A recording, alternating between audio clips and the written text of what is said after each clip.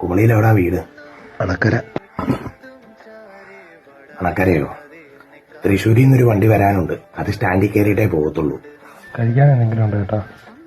കഴിക്കാനൊന്നും ഇല്ല മോനെ. സാധനമെല്ലാം 11-11:30 ആകുമ്പോൾ തീരും. ഞാൻ പിന്നെ കുറെ നേരം കൂടെ ഒക്കെ ഇരിക്കും. ഈ ഡ്രൈവർമാരൊക്കെ വരുന്നതല്ലേ, രാത്രി സമയം കൂടല്ലേ. എന്നാ പറ്റി മോനെ, കണ്ണൊക്കെ നിറഞ്ഞിരിക്കുന്നേ? എന്തെങ്കിലും പ്രശ്നമുണ്ടോ? ഒന്നുമില്ല ഏട്ടാ. മോനെ, ഞാനൊരു 3 മണി തൊട്ട് ശ്രദ്ധിക്കുന്ന അപ്പുറത്തെ കടയിലെ ചേട്ടനും എന്നോട് പറഞ്ഞു, ആ പയ്യൻ ഇവിടെ തന്നെ നിന്ന് കറങ്ങുന്നല്ലോ എന്ന്. എന്നാ പറ്റി? പോവാൻ വണ്ടിക്കൂലിയൊന്നുമില്ലേ? ഞാൻ അച്ഛനോടും അമ്മയോടും വഴക്കുണ്ടാക്കി പോന്നാ വീട്ടിൽ നിന്ന്. ബാംഗ്ലൂർക്ക് പോകാൻ വന്നാ. മോനാദ്യം ആ ഫോൺ ഓണാക്കി വീട്ടിലോട്ടൊന്ന് വിളിക്ക്. മോനെ കാണാതായിട്ടിപ്പം ആ അച്ഛനും അമ്മയും എന്തുമാത്രം വിഷമിക്കുന്നുണ്ടെന്ന് ചിന്തിച്ചു നോക്കി. ഒരിക്കലും അച്ഛനും അമ്മയും മക്കളെ നശിക്കാൻ വേണ്ടി ഒന്നും പറയില്ല. മക്കളുടെ നന്മയ്ക്ക് വേണ്ടിയേ അവരോരോന്ന് പറയത്തുള്ളൂ. അത് നിങ്ങൾക്ക് കുറ്റമായിട്ടൊക്കെ തോന്നും.